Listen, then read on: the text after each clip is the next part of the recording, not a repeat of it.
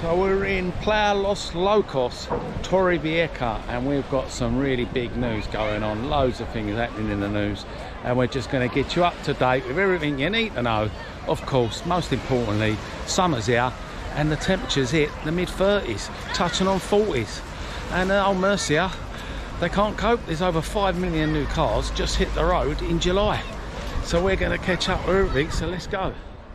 So just before I start with the news we've got to catch up with, loads of news going on, just going to do a big shout out for everyone that's just been supporting the channel, and it all helps towards my expenses. So yeah, Alan and Sue, and we've got Eric 1924, of course we got Terry and Nasha, Kurt Gippy, Martin Clements. All these people have been helping me lately with the expenses, so a big thank you for you people that are helping me. And like I say, it all helps for me travelling around and make more of these videos. So yeah, we're going to get on with the news today. We're going to catch up with everything from the smoking getting banned in Torrevieja, and of course all the other gossip going on about the missing boy in Tenerife, and problems as well at the airports with the taxis, and holiday rentals is the biggest news going. So yeah, we're just going to take a nice stroll on Playa Los Locos beach and keep you up to date with all the latest gossip on the Costa Blanca. So 12 o'clock midday, Playa Los Locos beach in Torrevieja, Costa Blanca, and you can see summer season's arrived from July, and they've all flooded here, and all the beaches are Ramo, and give it another hour, won't be able to walk around on this beach. But yeah, we're going to get on with the news, and it's all to do with holiday apartments, the rentals. And old Spain considers doing a nationwide block on these rental apartments and in these buildings, these are residential buildings, and it's already happening in Barcelona. And they reckon down in Barcelona you won't be able to get hardly any property rentals, because they're chopping it right up so they can give these people who actually live in Spain some property they can actually rent long term rather than short term holiday rental. And by 2028 Barcelona says they're going to eliminate the 10,000 odd property rentals. Meanwhile, it's just the big reform they're doing, and it's not just going to be stopping in Barcelona, it's going to be happening all over Spain. All these coastal holidays, they're trying to do a big reform on it so they can actually sort out these people that actually rent property long term. So yeah, things are going to be changing on the Costa Blanca. They're saying they're actually going to start giving greater powers to the actual communities that live in these places, these coastal resorts, so they can actually monitor the amount of rentals they do have. But yeah, it's going to be really chopped up all over Spain. I think it's all to do with these protests they've been having on the Canary Islands and different parts of Spain. This is what they've been up to, trying to cut down the tourist rental apartments so people can actually stay in places where they work. But it ain't just going to stop there. They're actually doing banning on most parts of Spain's beaches, as you know. And the next one they're working on is down in Torrevieja. Yes, we're going to start having no smoking on the beach in Torrevieja. And yeah, the town hall in Torrevieja are actually starting with their first beach down in La Mata, down in Cervia Beach. Down in La Mata is going to be the first one, which is a small beach in Torrevieja. So I'm going to suppose they're going to see how it all works out, and then eventually it's going to be widespread along all the beaches. I mean, you've got to admit, there's just people that smoke on the beaches, just leave all their fag butts everywhere. Makes the blue flag beaches become not as nice. But yeah, of course there's bigger news as well.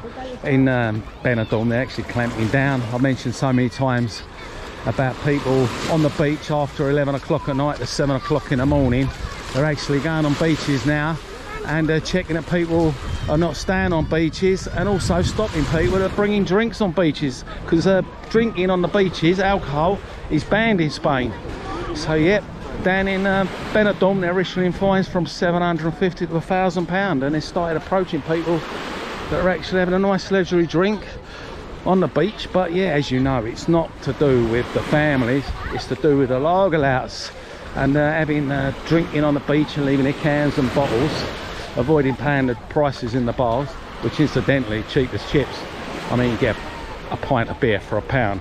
So yeah, there's no need for it really to be drinking on the beach in the night. So yeah, they're up and down patrolling all the beaches in Spain.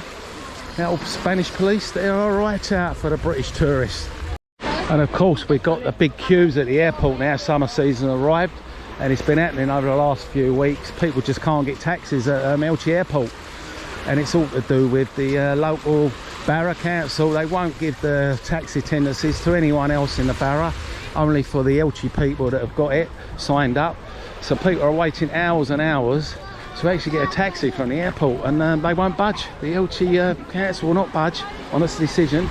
They're not intending to let anyone else use the airport. As you know, you go to these Canary Islands, you've got all different areas, all different taxis from different areas can pick up from the airport.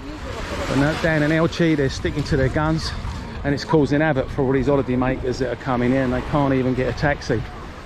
Incidentally, you have got the bus at the top level, take you all the way to Torrevieja if you wanted to, or if you want to go to Benidorm. So yeah, you can catch the bus. And the other thing, there's a big clamp down on at the moment, and that's the plastic. As you know, everyone's clamping down on the plastic everywhere, and eventually you won't get any plastic bottles that the lid comes off now. They're actually having the lids so they don't come off the plastic bottles. So that's the new design feature they've just come up with, and it includes all bottles as well, not just the small ones, the 3 litres, the lot. You won't have removable lids on the old plastic. Yeah, very busy, isn't it? 1st of July, this is the time they're all coming. So we're going to nip round to Torrevieja beach as well, and we're going to be talking about all the other stuff going on, of course. So make sure that you check out the next video I'm going to do, all about the visa. You won't be able to come to Spain next year if you haven't filled out this visa, this new permit, ETIAS. So yeah, check out the next video. I'll be posting that at the end. Of course, we got a lot of updates on this missing boy, Jay Slater from England. Now it's been 2 weeks now, and all sorts have been going on with the case. As you know, he went Tenerife to some festival, and he's been missing now for 2 weeks, and they've called off the search, and the English detective's flown over, and he's started to help with it, and now they've decided to go back to basics apparently, and going to be started searching the Airbnb where they first started.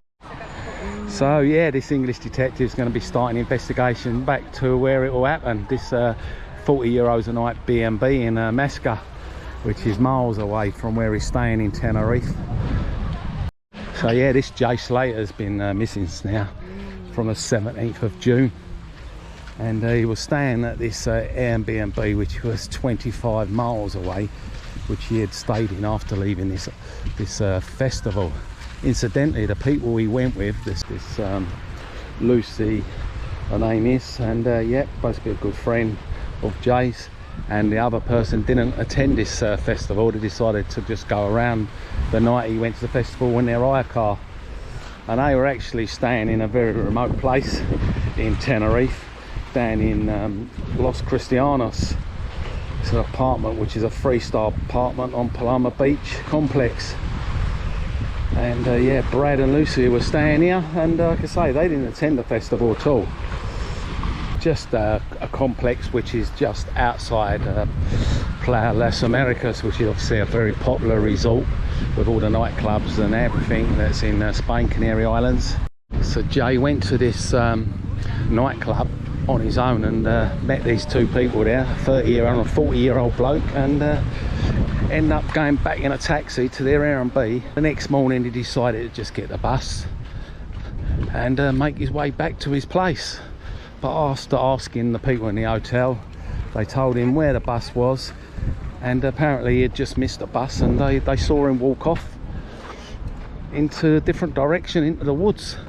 And yeah, apparently this forest he's gone into is supposed to be really, really dangerous terrain, cactus and all sorts going on, and it's not a very safe place, and it's miles away as well, at 21 miles away from where he's staying.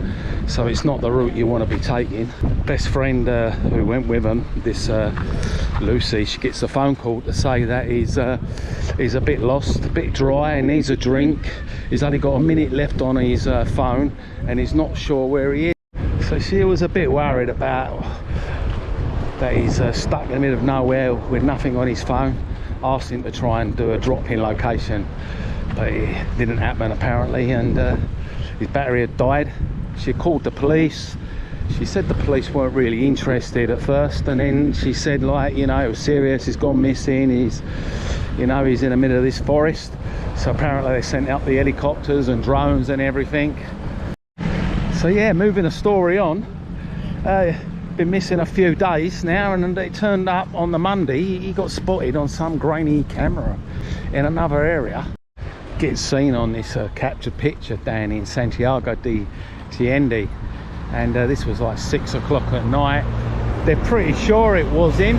It's a grainy picture, but yeah, that was the twist we had. All of a sudden he reappears in a grainy picture in this place.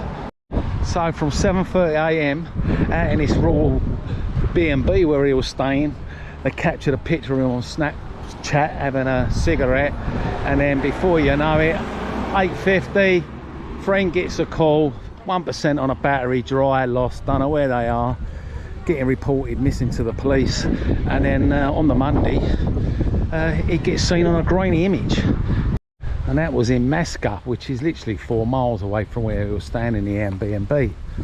So yeah, lots of twists and turns. The parents have flown over, and Lucy's funded a GoFund page, so it's all over TikTok and all over media.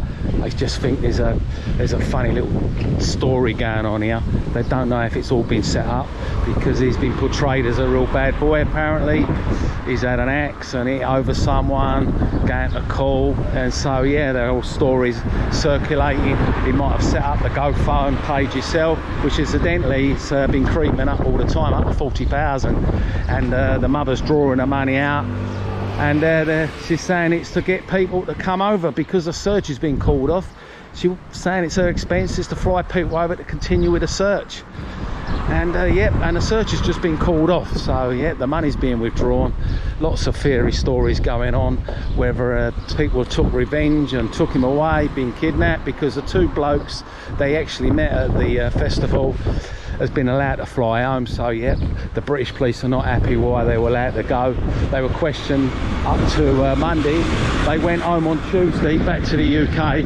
So now the main evidence is gone, but the Spanish are convinced that they're definitely not part of it, so they was allowed to leave and go. Meanwhile, this detective that's quite famous for the other missing girls case has come over, and yep, they're going to stop back at the Airbnb hotel. So lots of twists and turns. Just let us know what you think of it in the comments below of all this, and what do you reckon about England? They're going to meet Spain in the semi-finals. Spain or England's going to win the Euros, who knows? Crazy, isn't it, eh? So much to report. Let us know in the comments what you think. England winning the Euros, or the story on this Jay Slater, the big twist. What you think of what's going on. And of course, check my next video just up there. This is really important for everyone coming to Spain next year, so make sure you check it out now.